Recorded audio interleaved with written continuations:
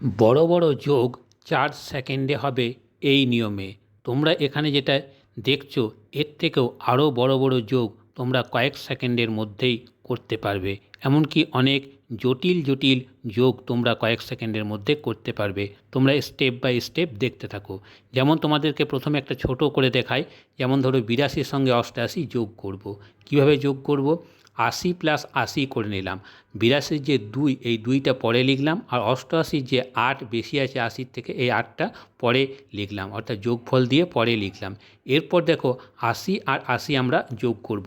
তোমাদের যদি 80 আর 80 যোগ করতে অসুবিধা হয় তাহলে 8 আর 8 যোগ করে নেবে। 8 আর 8 কত হয়?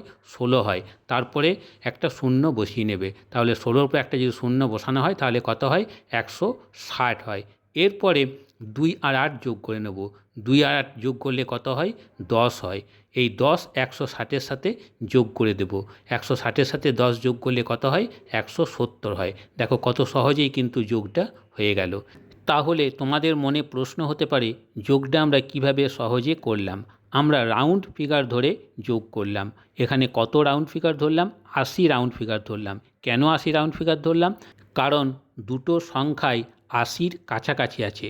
তোমরা সেরকমই করবে, যেটা কাছাকাছি থাকবে সেটাকেই তোমরা রাউন্ড ফিগার ধরে নেবে। এরপর দেখো 98, 91, 96 ও 95 যোগ করব। এখানে দেখো সব 90-এর কাছাকাছি আছে, তাই আমরা 90-কে রাউন্ড ফিগার ধরব। তাই দেখো 4টে 90 আমরা লিখে নিলাম। এরপরে আমরা দেখব যে 98 90-এর থেকে কত বেশি?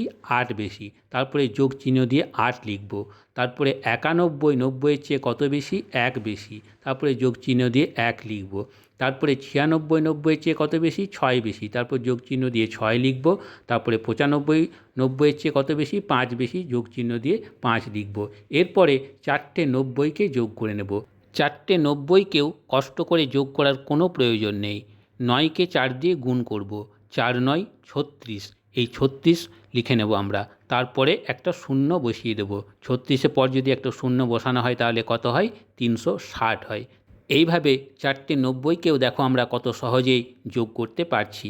এরপরে যেগুলো লিখেছি 8 1 আর 6 5, এগুলো যোগ করে নেব। 8 আর 1-এ কত হয়? 9 হয়।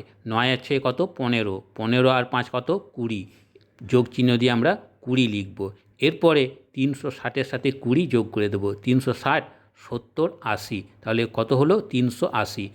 এইভাবে দেখো রাউন্ড ফিগার ধরে কত সহজেই যোগ হয়ে যাচ্ছে। এরপর তোমাদের মনে প্রশ্ন হতে পারে, সব 8-এর ঘরে কিংবা সব 9-এর ঘরে থাকলে তো যোগ হয়ে যাচ্ছে, কিন্তু যদি না থাকে, যদি এলোমেলো থাকে, যেমন ধরো 75 92 89 আর 99 যদি যোগ করা হয়, আমরা কিভাবে করব? আমরা তখন 100 রাউন্ড ফিগার ধরে নেব। ওকে, দেখো আমরা 4টে 100 লিখে নিয়েছি, সেই জন্য 4টে সংখ্যা আছে, আমরা 4টে 100 লিখে নিয়েছি। এরপরে দেখব যে 75 100 থেকে কত কম?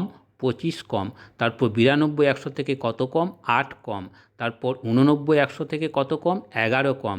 তারপর 99 100 থেকে কত কম? 1 কম। এইগুলো বিয়োগ চিহ্ন দিয়ে পাশে পাশে সব দেখো লিখে নিয়েছি যেগুলো কম আছে। এরপরে আমরা 4টে 100-কে যোগ করব। 4টে 100 যোগ করলে কত হয়? 400 হয়। এরপরে আমরা মাইনাস চিহ্ন দিয়ে 45 লিখেছি। 45 কেন লিখেছি? না 25 8 11 আর 1 যোগ করে নিয়েছি। বিয়োগ চিহ্ন আছে, তোমরা ভাবতে পারো যে বিয়োগ চিহ্ন আছে বিয়োগ করতে হবে না। সব যদি একই সাইন থাকে বা একই চিহ্ন থাকে তখন কিন্তু যোগ হয়। যদি সব প্লাস থাকে তখন যোগ হবে, আবার যদি সব মাইনাস থাকে তখনই কিন্তু যোগ হবে। এটা কিন্তু তোমরা মনে রাখবে। তাই দেখো আমরা মাইনাস চিহ্ন দিয়ে 45 লিখেছি, আর সাইনটা কিন্তু অবশ্যই তখন মাইনাস দিতে হবে, অর্থাৎ সব আমরা যোগ করে তারপরে কিন্তু বিয়োগটা করব। অর্থাৎ এরপর কিন্তু 400 থেকে আমরা 45 বিয়োগ করে নেব। 400 থেকে 45 বিয়োগ করাটা তোমাদের যদি অসুবিধে মনে হয় তাহলে 400 থেকে প্রথমে 50 বিয়োগ করে নাও। কত হয়? 350 হয়। এরপর আমরা 5 বেশি বিয়োগ করে দিয়েছি, সেই জন্য 5 তখন কিন্তু লাস্টে যোগ করে দিতে হবে। অর্থাৎ 350-এর সাথে যদি 5 যোগ করা হয় তাহলে কত হয়? 355 হয়। এটাই আমাদের কিন্তু উত্তর। দেখো কত সহজেই কিন্তু যোগ হয়ে যাচ্ছে বা বিয়োগও হতে পারে। বন্ধুরা, তোমরা যদি এর থেকেও আরও জটিল জটিল এবং বড় বড় যোগ বিয়োগ গুণ ভাগ দেখতে চাও তাহলে অবশ্যই কমেন্টে জানাবে। আমি পরের কোনো একটা ভিডিওতে তোমাদের এগুলোও দেখিয়ে দেব।